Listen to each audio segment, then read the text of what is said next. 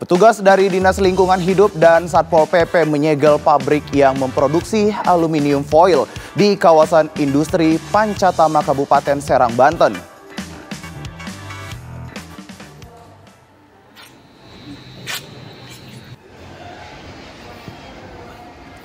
Penyegelan ini merupakan buntut dari pelanggaran berat terhadap aturan lingkungan hidup, termasuk dugaan pembuangan limbah langsung ke drainase yang mengalir hingga ke pemukiman warga.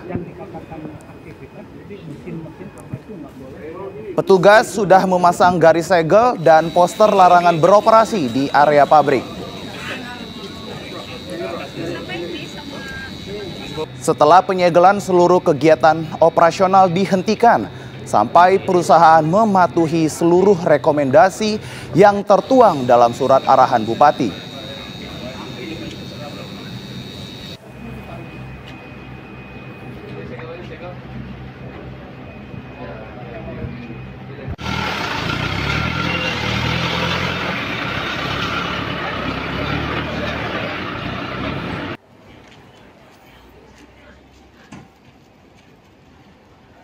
Jadi ikut baik Pak yo.